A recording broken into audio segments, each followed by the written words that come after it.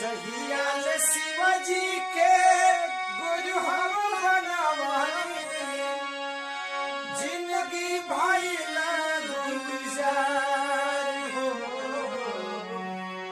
आओ ये भैया गुरु बना हो जई बाबा से पार हो।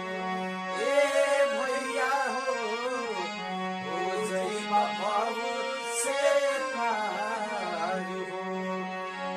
जहिया ये शिवजी के गुरु हम बनावानी जिंदगी भइले गुलजार हो।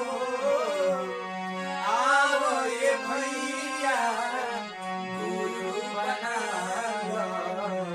हो जई बाबा से पार हो। ए भैया हो जई बाबा से पार हो। दुखवा के अगिया में जरत रहनी केतना